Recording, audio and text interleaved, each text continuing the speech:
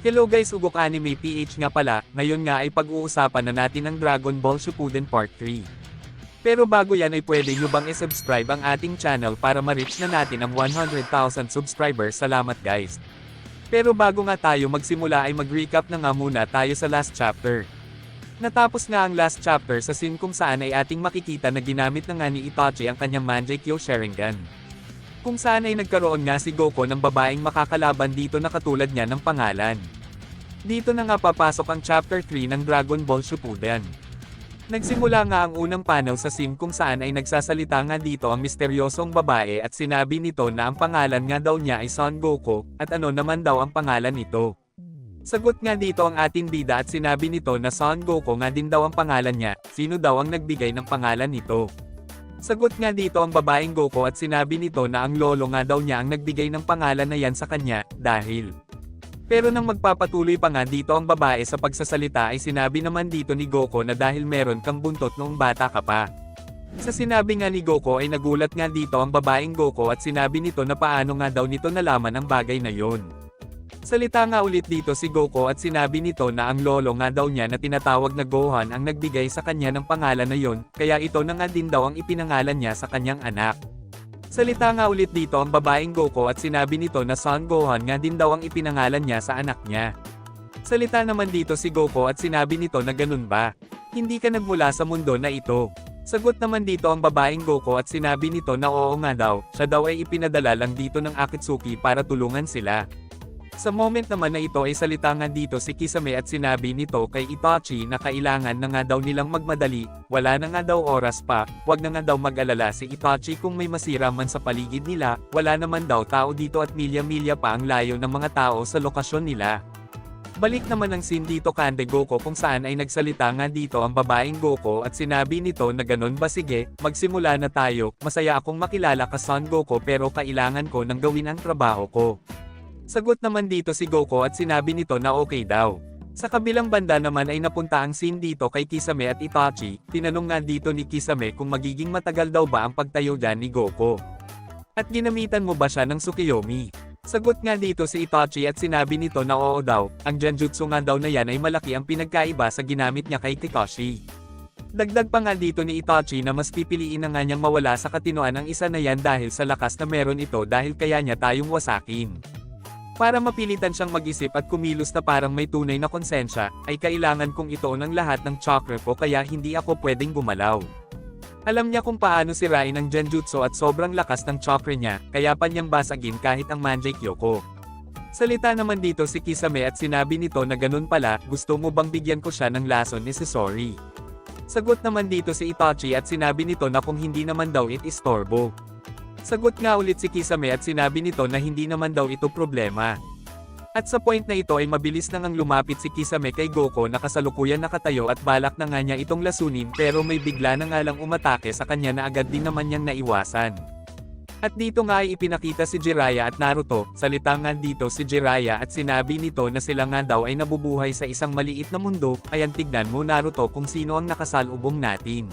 Sa kabilang banda naman ay napunta ang scene dito kay Goku kung saan ay tumalsik nga ito ng malayo. Dahil nga ito sa malakas na pag-atake ng babaeng Goku. Salita nga ito at sinabi nito na yan lang ba?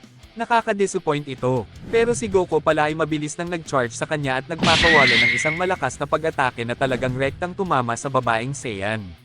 Sa ginawang pag-atake ni Goku ay nagulat nga dito ang babaeng Saiyan at sinabi nito na ano. Kaya agad na nga itong gumamit ng Kaioken technique at mabilis na umatake kay Goku. Ang dalawa nga dito ay nagpapalitan ng sobrang bilis na pag-atake. Pero agad naman dumistansya ang dalawa sa isa't isa. Salita nga dito si Goku at sinabi nito na nakakamangha nga daw dahil kaya nitong gumamit ng Kaioken.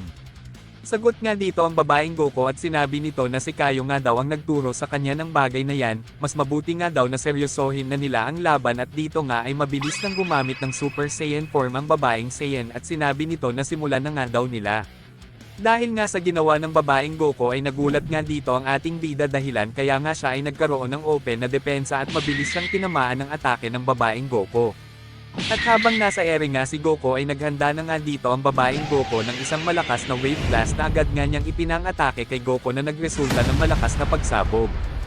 Pero after nga ng dahan-dahan na pagkawala ng usok ay ating makikita dito si Goku na kasalukuyan na nga din ginamit ang Super Saiyan form. Salita nga dito ang babaeng Goku at sinabi nito na mabuti naman at ipinakita mo na ang totoong ikaw. At sa kasalukuyan nga ay atin makikita dito si Goku na habang nakatayo ay naging Super Saiyan na nga ito na talagang nagpagulat kay Kisame, Naruto, Jiraiya at Itachi. Salita nga dito si Itachi at sinabi nito na nakakagulat nga daw ang lakas nito, tuluyan na nga itong nagbago. Salita naman dito si Kisame na talagang gulat na gulat, sinabi nga nito na hindi nga niya naisip na may makakalaban siyang isang halimaw, Itachi ano na ang gagawin natin?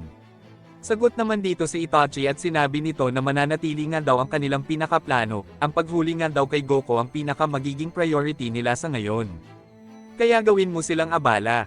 Si Jiraiya naman sa mga oras na ito ay naintindihan na nga ang balak gawin nila Itachi, kaya agad na nga itong naghanda at sinabi nito na gumawa nga daw ang mga ito ng malaking risks para lang mahuli ang isa na yun, at sa mga sitwasyon na ito ay gagawin ko ang lahat ng makakaya ko para dito.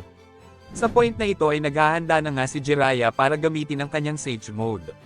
Salita naman dito si Kisame at sinabi nito na anong klaseng battle stance nga daw ang ginagawa nito, at dito nga ay mabilis nang sumugod si Kisame kay Jiraiya at sinabi nito na pinaglaloloko mo ba ako? Pero habang papasugod nga dito si Kisame ay may napansin nga siya mula sa itaas. Ito pala ay si Naruto na kasalukuyan nang nasa ere at kasalukuyang gamit ang Rasengan nito. Rekta na ngang tinamaan si Kisame ng atake ni Naruto na nagresulta ng malakas na pagsabog, salita nga dito si Naruto at sinabi nito na hello fish face. Sa kabilang banda naman ay patuloy pa rin si Goku sa pakikipaglaban sa babaeng Goku, ang dalawa nga dito ay patuloy pa nga rin sa pagpapalitan ng malalakas na pag-atake. Ngunit nagawa nga ni Goku na maiwasan ang atake dito ng babaeng Goku at siya nga ay mabilis nang nakapunta sa likod ng babae at agad na nga niya itong inatake mula sa likod dahilan kaya nga ito ay tumalsik ng malayo. At habang nasa ere pa nga ang babaeng Goku ay agad na nga din gumamit si Goku ng sobrang lakas na wave blast na rektang tumama sa babae na nagresulta ng malakas na pagsabog. Ngunit after nga ng atake na yun ay nagawa pa nga rin ng babaeng Saiyan na makarecover at sinabi nga nito na dahil nga dito ay nagulat nga si Goku at sinabi nito na wag nga daw nitong itutuloy ang bagay na yan dahil maari nga daw nitong masira ang buong planeta na ito. Pero ang babaeng Goku ay patuloy pa rin at sinabi nito na Si Goku nga dito ay gulat na gulat nga sa pinaggagawa ng babae na ito at sinabi nito na hindi nga daw pwede yan, hindi nga daw niya ito papayagan gawin ang bagay na yan. Kaya mabilis na ngang gumamit dito si Goku ng isang malakas na wave blast. Pero nang tatama na nga sa babae ang atake ni Goku ay mabilis nga itong gumamit ng instant teleportation papunta sa likod ni Goku na talagang nagpagulat sa ating bida. At dahil nga sa bilis ng pangyayari ay wala nang ang nagawa si Goku kaya rekta na nga siyang tinamaan ng atake nito na nagresulta ng sobrang lakas na pagsabog. Pero nang akala nga ng babae na tapos na ang laban ay nakita nga nito si Goku sa bandang likod niya at nakatayo. Salita nga dito si Goku at sinabi nito na hindi nga daw niya napansin na gagamit ito ng instant Kamehameha, at napakagandang galaw ng ginawa mo, at muntikan mo na ako maisahan. Sagot naman dito ang babaeng Goku at sinabi nito na ano nga daw ang sinasabi nito. Ngayon nga lang daw niya nagamit ang teknik na yon. Si Goku naman dito ay nagsisimula na ngang mag-isip at sinabi nito na siya ba ay mas malakas sa akin. Ahead ba siya sa akin? Sa point na ito ay salita nga dito ang babaeng Goku at sinabi nito na ang laban nga daw na ito ay nagsisimula na maging interesting, sa tingin ko tama na ang warm-up. Sagot nga lang dito si Goku at sinabi nito na okay nga lang daw ito sa kanya, pero binabalaan kita mas malakas ako sa inaasahan mo. Sagot nga dito ang babaeng Saiyan at sinabi nito na aasahan ko yan. Salita nga ulit si Goku at sinabi nito na medyo may pagkamangmang ka, hayaan mong bigyan kita ng isang advice. Pero ang babaeng Saiyan nga dito ay sumagot lang ng wag nga daw siyang underestimate nito. Dito na ito matatapos guys, kaya kung gusto nyong mapanood ang part 1 at part 2 ay malaya naman kayong i-click ito, salamat.